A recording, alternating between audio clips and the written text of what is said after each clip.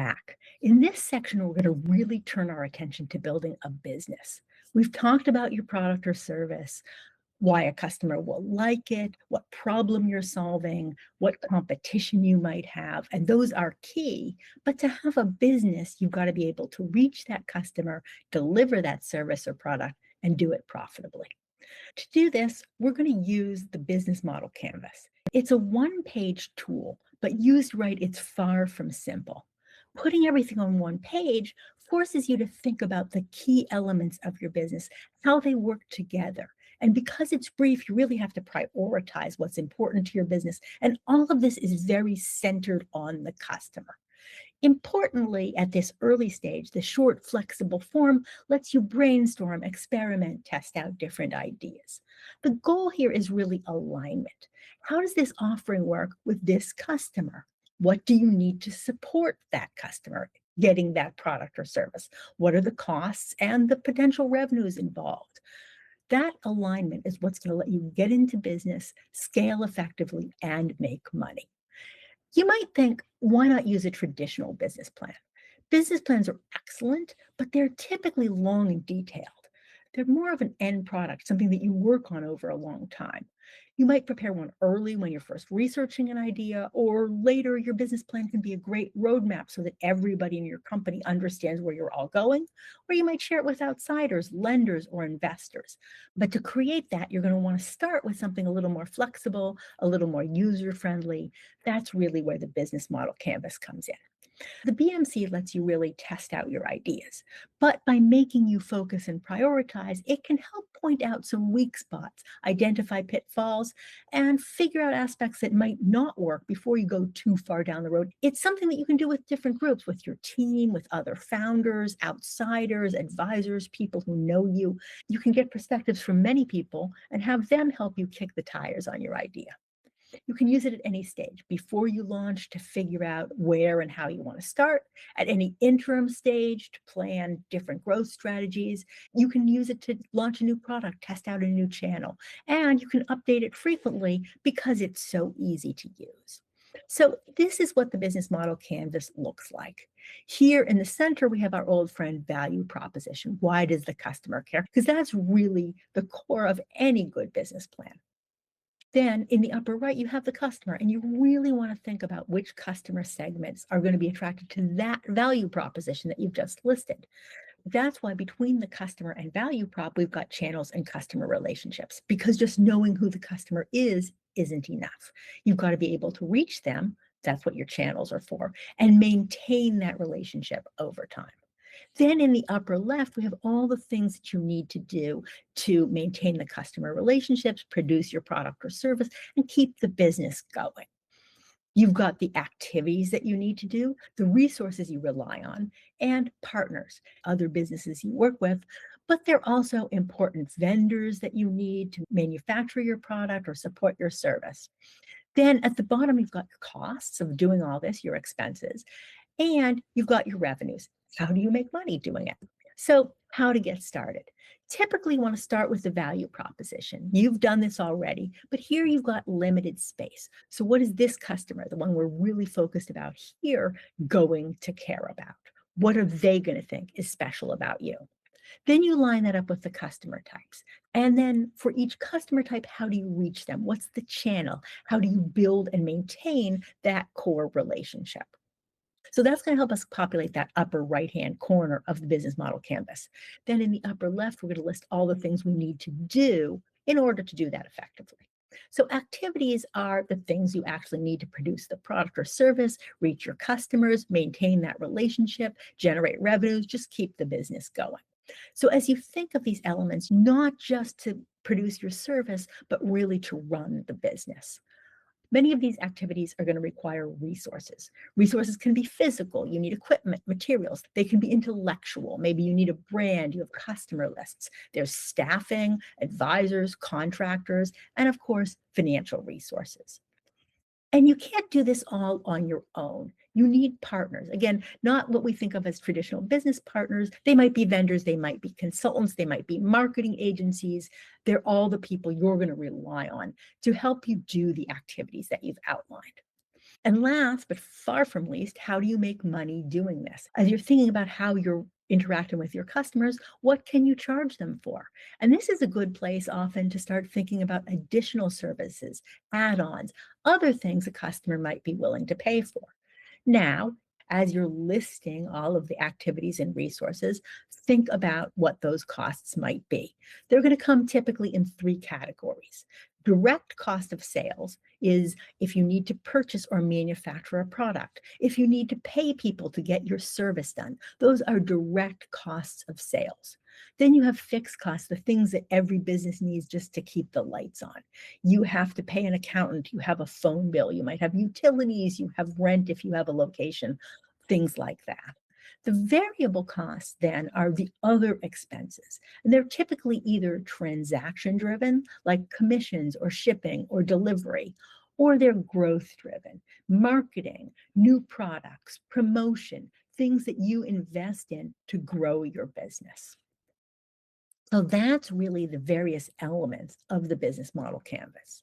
So, how do you use it to start planning? Even though it's only one page, I'll admit it can be a little daunting. So start with your value proposition. That value proposition is aimed at a particular type of customer. How do you reach them? How do you maintain them? That's the upper right. But as you're targeting these customers, reaching out to them, selling and providing your product or service, and then maintaining your business, you're going to have a whole host of activities that you need to maintain. That's your upper left. And you can't do that alone. So those are your resources and partners that help you accomplish these things. A piece of advice is don't work box by box. The format encourages you to jump around, and you should. Follow a single train of thought, follow a single customer type or a single activity through.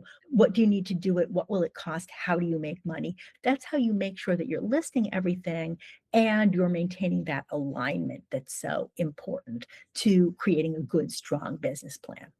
And of course, although the customer is central, that's not the only thing. You've got corporate activities, things you need to support the business. You're going to want to have a website, social media, accounting, all those general activities. So don't forget those.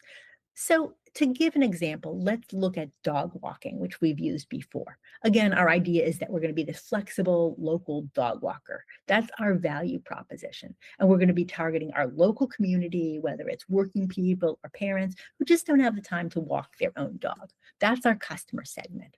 We may have others, but that's the one we're going to start with and we're going to focus on for the purposes of this particular business model canvas. So how do we reach them? There may be locally targeted websites, there might be local stores, we may go places where pet owners might hang out, like schools, parks. Those are all channels, partners, and activities that are going to help us reach and support our customer base. So that's how I reach the customer. But how do I maintain the relationship? And I think that one thing that will make me a trusted advisor is to regularly update them, to text them pictures of their dogs, or maybe even put together a little local newsletter about what's going on in the community. So that's some of my relationship building, but that's also an activity. Now, how am I going to charge for this? Of course, I'm going to charge them to walk their dogs, but maybe there'll be additional fees for extra services if they need me in an emergency, if they want a longer walk. That's the customer and the customer relationship. But what do I need to do this? Well, I've got treats and bags and wipes like that I'm going to need. That's the cost of providing my service. But I'm also going to have marketing, social media. Those are some of my variable costs.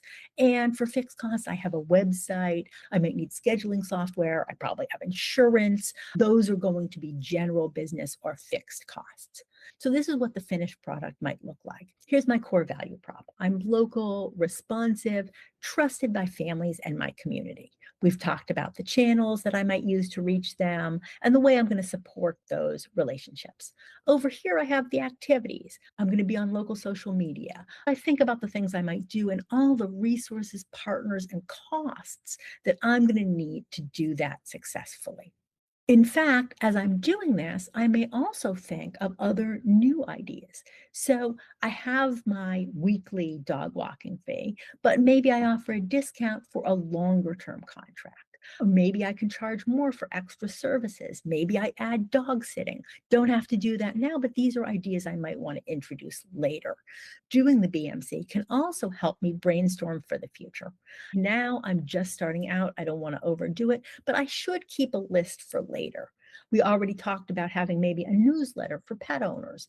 That's something else I could do down the road. And if I do that, maybe local stores would even like to advertise there. So there's another revenue source. Again, probably not when I'm just launching. I really want to think about the costs. And here too, I want to make sure that I'm probing, that I'm thinking of everything. So, is there licensing or certification that might help me out?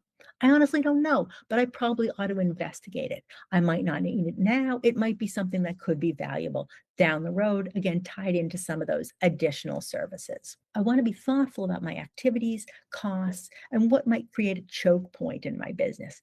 Billing and scheduling feels like something that could become tough down the road. Maybe not at first, but I want to monitor that. I want to think about what other resources, what other partners, what other activities I might need to support that aspect of my business. So hopefully you can see that the business model canvas is a great way to test out an idea, pull pieces together, but it's probably not enough to launch a whole business on your own. Some of these areas are going to need a lot more work. For example, right now I'm just saying, okay, I'll use social media, but that's not enough. I'm going to have a separate plan where I work on my social media strategy, my positioning, branding, voice, which platforms I use, how often do I post. That I'll do separately, but I can get the idea here and see how it fits into my overall business. And also, hopefully, the business model canvas becomes a core tool for my business. Because it's so simple, it can be a living document. As I make changes to my business, as I see new opportunities, as I tweak one element, I can come back to it and see if there's anything that pulls things out of alignment, anything that I'm missing that I need to add or change in some of these other aspects of the business. The other thing is I can create subsidiary business model canvases. Maybe down the road, I do launch that newsletter and I develop a BMC just for the newsletter so that I can see how that works, what resources and activities I need to be successful with that. So give it a try. We've got links in the show notes to various forms that you can use and a copy of the example that we used on dog walking. And we're not the only ones who like the business model canvas. There are a lot of good resources out there, and we put some links to those in the notes as well. Give it a try. As always, go to our portal, paddlingfuriously.com/portal, to share ideas, ask questions, or answer other people's questions. And then next week, we're going to take what we learned here and look at revenue.